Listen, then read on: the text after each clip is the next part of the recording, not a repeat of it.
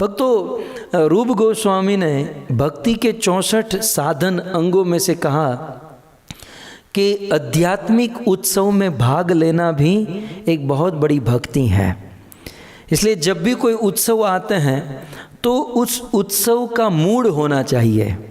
और वे मूड कैसे बनेगा? उस उत्सव की महिमा को हम सुनेंगे। सो रथ यात्रा, यदि प्रश्न हो कि ये रथ यात्रा प्रारंभ कहाँ से हुई, सबसे पहली रथ यात्रा किसने की और कहाँ से शुरू हुई, ये रथ यात्रा करने की रूढ़ी कैसे बनी, इसका इतिहास क्या है? भक्तों, ये रथ यात्रा का इतिहास श्रीमद् भागवत में ही बताया गया है। श्रीमद् भागवत के 10वें स्कंद के 82वें अध्याय में रथ यात्रा की कथा है। किस प्रकार संसार में प्रथम रथ यात्रा का आयोजन हुआ। भक्तों, कथा कुछ इस प्रकार से है कि भगवान श्री कृष्ण 11.5 वर्ष तक ब्रज वृंदावन में रहे और फिर अपने माँ बाप नंद यशोदा गोप गोपी अपने सखा सबको वादा करके गए कि मैं बहुत जल्द वापस आऊँगा। कृष्ण मथुरा चले गए, कंस का वध किया, उनके अनुचरों का वध किया और पता चला कि उनके माता पिता देवकी और वसुदेव हैं। पुत्र का धर्म निभाने के लिए उन्होंने अपने माता पिता को कारागार से मुक्त किया और उनके साथ रहने लगे। सुखदेव गोस्वामी कहते हैं, अथेकदा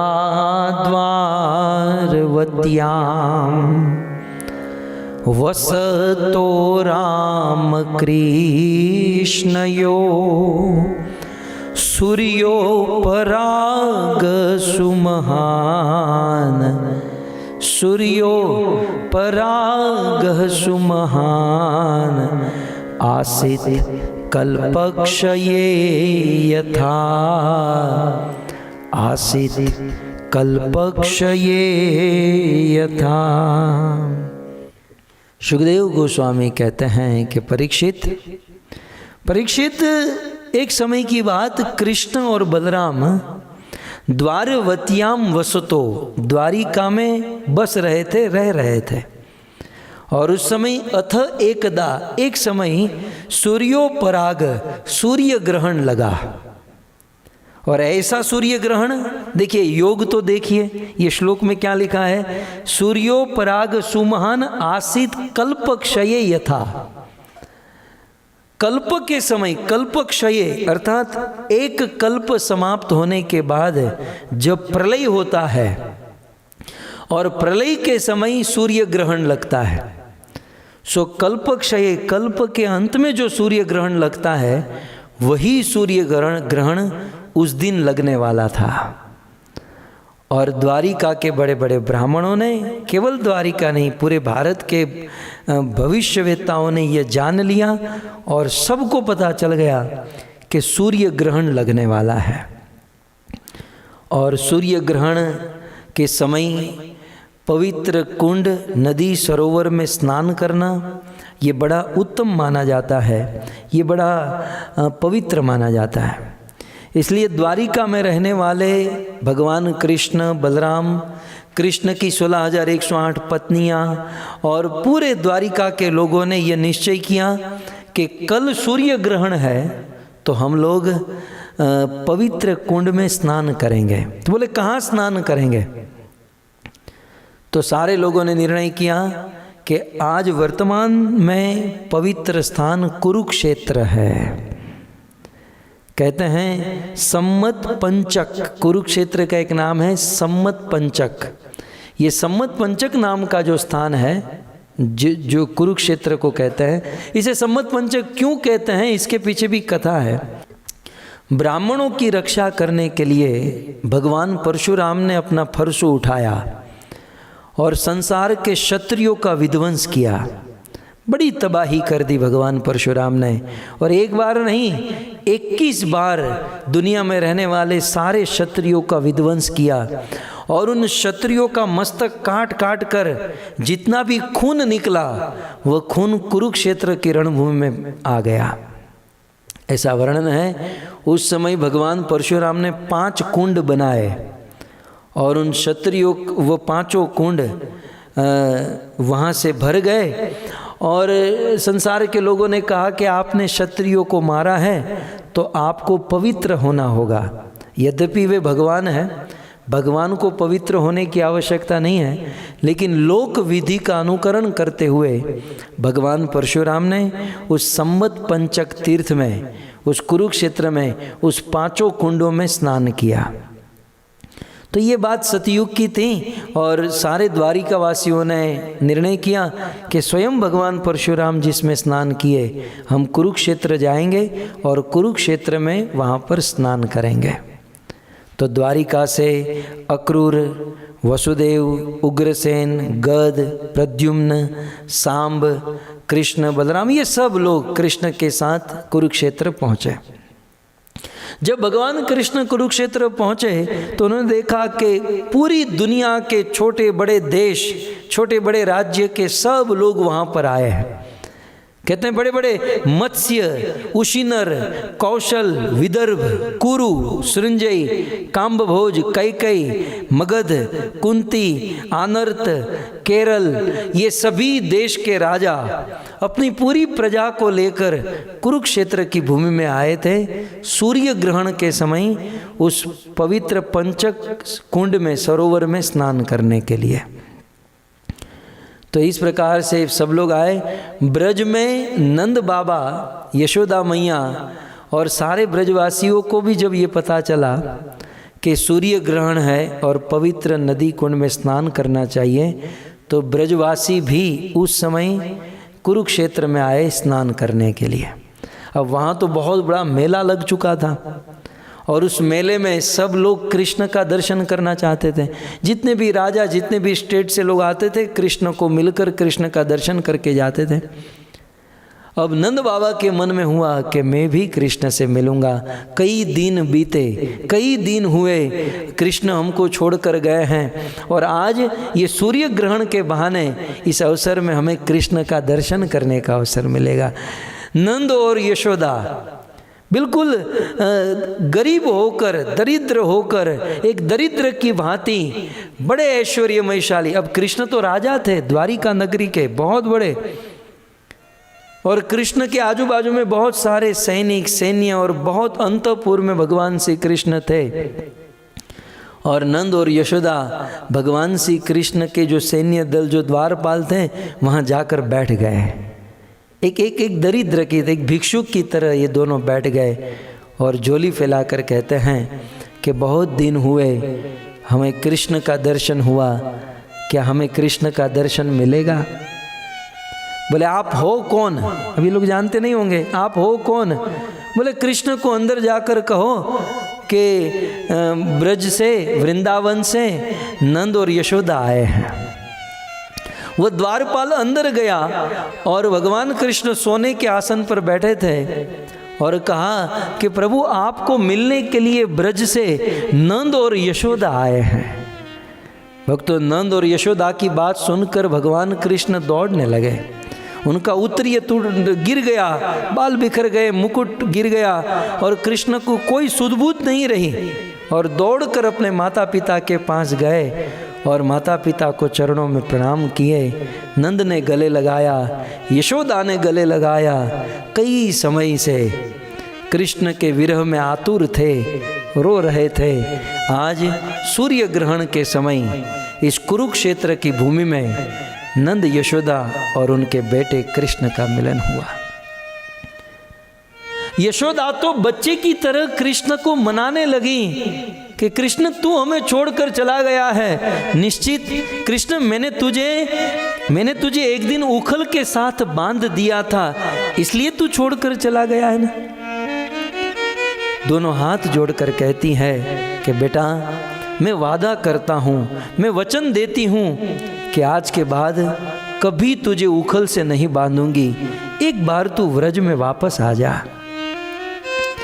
कृष्ण, तू जब रात को सोता है तो लोरी सुने बिना तुझे नींद नहीं आती। कृष्ण, तुझे कौन लोरी सुनाता होगा? तू कैसे सोता होगा? कृष्ण, हम दोनों से यदि कोई गलती हो गई हो, नंद और यशोदा दोनों हाथ जोड़ करके भीख मांग रहे हैं, विनंती कर रहे हैं कि यदि गलती हो गई तो हमें क्षमा कर दो, लेकिन कृष्ण वापस आ जाओ। इस प्रकार से नंद यशोदा ने, जब नंद यशोदा इस प्रकार से चर्चा कर ही रहे थे, तब तक कृष्ण के श्रीदाम सुदाम ये सब सखा आ गए। अब तो ये सखा बड़े बड़े हो गए, इनकी शादियां हो चुकी हैं। ये सारे सखा कृष्ण के पास आए, अरे कृष्ण आप हमें छोड़कर चले गए, अब हम कैसे जिएंगे ब्रज में, हम आपकी राह देख रहे हैं। इस प्रकार से सारे सखा कृष्ण से मिले। नंद बाबा ने भी निवेदन किया कि कम से कम हमारी ओर तो नहीं, लेकिन गाय की ओर तो तुम देखो। कृष्ण तुम गोपाल हो, गाय की रक्षा सेवा करने के लिए तुम इस संसार में आए हो, और जब से कृष्ण तुम ब्रज छोड़कर चले गए हो, तब से गाय और बछड़ों ने घास खाना बंद कर दिया है। मनुष्य तो मनुष्य, पशु पक्षियों ने भोजन करना बंद कर दिया है, पानी पीना बंद कर दिया है। कम से कम इस पशु के ऊपर तो दया करो। इसलिए एक कवि बहुत सुंदर कहते हैं, गोकुल सुना है मधुबन सुना, गोकुल सुना है मधुबन सुना, सुना है यमुना घाट हो, सुनी फिरे सब गावरिया, मोरी नींद गई मोहे चैन नहीं गए, श्याम कुबजा पास हो, दर्शन बिना भई बावरिया, मैं तो दर्शन बिना भई बावरिया। भजन तो बहुत बड़ा है, लेकिन भाव यही है कि कृष्ण तुम्हारे बिना गोकुल सुना, मधुबन सुना, सुना है यमुना घाट, और सुनी फिरे सब गावरिया, गाय भी सुनी सुनी फिर रही हैं। इस प्रकार नंद यशोदा और सारे गोप सखाओं के साथ चर्चा चल रही थी। भक्तों, उस समय लाज मर्यादा हुआ करती थी, और जब ये चल रहा था तब गोपियाँ भी आई थी, राधा रानी भी आई थी। राधा रानी और सारी ललिता विशाखा सारी गोपियाँ आई थी, और दूर से कृष्ण को देख रही थी। ये जो सारी चर्चा हो रही थी ना, इन सब को दूर से देख रही थी। कृष्ण इन सब को छोड़कर गोपियों के पास गए, और गोपियों से एकांत में कुरुक्षेत्र में ये सूर्य ग्रहण के समय मिले। गोपियाँ कहती हैं, कुब जाने कछु कामन कीना, शाम को बस कर लीना, कुब जाने कछु कामन कीना, शाम को वश कर लीना, बिरहा अगन खूंचत है सीना, कैसे होगा जीना, बिरहा अगन खूंचत है सीना, कैसे होगा जीना हो प्यारे, कैसे होगा जीना। गोकुल सुना है मधुबन सुना, सुना है यमुना घाट हो, सुनी फिरे सब गावरिया। गोपियाँ कहती हैं, कृष्ण हमारी सेवा में क्या कमी रह गई? कुब्जा ने तो ऐसा क्या कर दिया? इन मथुरा वासियों ने आपको ऐसा क्या दे दिया कि आप हमें छोड़कर बस चले ही गए? आप कृष्ण आप वादा करके गए थे कि आप बहुत जल्द वापस आओगे। कृष्ण आप वापस आ जाओ। भगवान श्री कृष्ण ने कहा कि मैं द्वारिका का राजा, मेरी बहुत रिस्पॉन्सिबिलिटी है और मुझे वापस जाना होगा। भक्तों, उस समय उद्धव और सात्यकी और द्वारिका से आए हुए अब ये बात करते करते करते बहुत समय बीत गया और कृष्ण को अब कुरुक्षेत्र से द्वारिका वापस जाने का समय हो गया। अब सब लोग पूरा साथ सामान तैयार है और कृष्ण को बार बार बुला रहे, कृष्ण चलो, कृष्ण चलो, सब तैयार है, आपका रथ भी तैयार है। कैसे भी करके गोपियों से दूर होकर भगवान श्री कृष्ण रथ पर बैठे। कुरुक्षेत्र से द्वारिका जाने के लिए कृष्ण रथ पर बैठे। और भक्तों, 5000 वर्ष पहले की ये घटना कि गोपियाँ उस रथ के पास गई, उस रथ में से घोड़ों को निकाल दिया और गोपियाँ उस घोड़े की जगह पर खड़ी रह गई और उस कृष्ण के रथ को खींचने लगी कि कृष्ण के इस रथ को कुरुक्षेत्र से द्वारिका नहीं, हम लोग व्रज वृंदावन में लेकर जाएंगे। इस धरती की प्रथम रथ यात्रा, इस ब्रह्मांड की प्रथम रथ यात्रा कृष्ण के विरह में, कृष्ण को अपने ब्रज, अपने गोकुल, अपने वृंदावन में ले जाने के लिए गोपियों ने उस कृष्ण के रथ को खींचा था। और जिस समय कृष्ण द्वारिका जा रहे थे उस समय उस रथ पर बलराम जी साथ में थे। होता ना, एक कार में 2-3 लोग बैठते हैं, तो उस रथ में बलराम जी भी साथ में थे और उनकी बहन सुभद्रा देवी भी साथ में थी। कृष्ण, बलराम और सुभद्रा तीनों इस रथ पर थे और गोपियाँ इस रथ को खींचकर हम द्वारिका नहीं जाने देगी, हम इस रथ को हमारे व्रज वृंदावन में लेकर जाएगी। भक्तों, रथ खींचने वाले भी रो रहे हैं, रथ पे बैठने वाले भी रो रहे हैं। बड़ा करुण दृश्य छा गया।